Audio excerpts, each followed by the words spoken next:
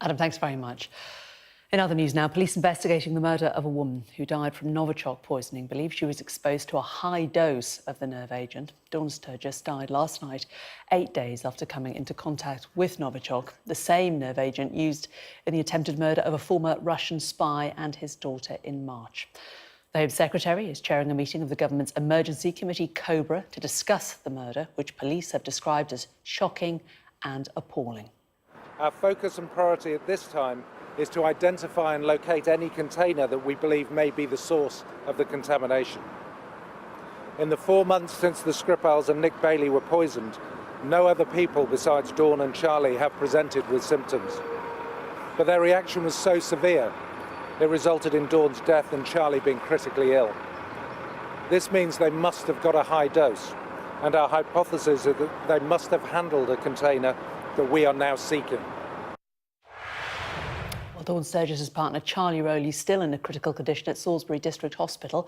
Sky's Rebecca Williams is there. And Rebecca, we've heard from the police out there, the counter-terrorism police. We've also heard from the local police today as well, haven't we? All trying to reassure people where you are that the area is safe, but they rightly have concerns. Well, yes, we've had these two press conferences in the last hour or so.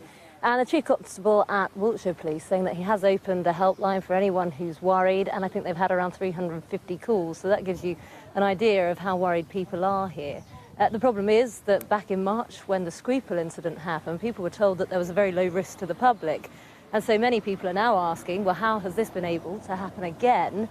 The focus of the police investigation seems to be the substance that both the couple came into contact with, and how they managed to do that. There's been some suggestion that it was some kind of container, and the search is now on for that container.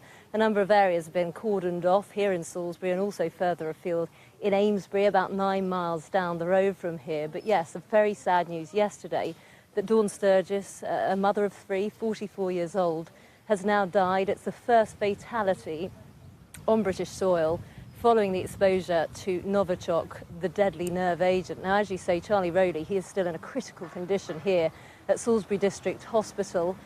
We knew that their rehabilitation would be a lot trickier and a lot more complicated than the Skripals because of the lifestyles that they led. But nonetheless, today, one of Charlie Rowley's friends telling us how he felt about the whole thing.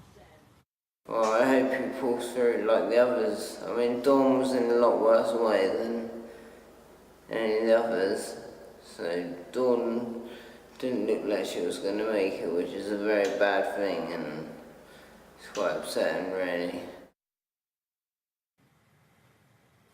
Now, in the press conference at Scotland Yard from Counter-Terror Police earlier on, we were told they have now seized a red transit van from Amesbury, and that is because Charlie Rowley had travelled in that van before becoming unwell. We understand around 3 other people are in that van. They presumably are now being spoken to by police to see if they can help with this investigation. And you'd imagine that they would have to have medical tests carried out to check that they too have not become exposed to Novichok nerve agent. Now, that van has been taken to Porton Down for further testing. This is something that we saw happen during the Skripal incident, and then the whole decontamination process is likely to follow. But certainly people here in Salisbury pretty worried that this container could still be out there.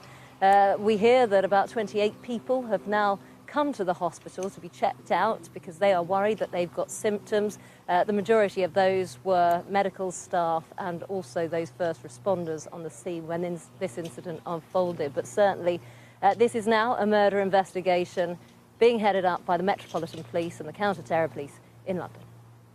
Becky, thank you very much.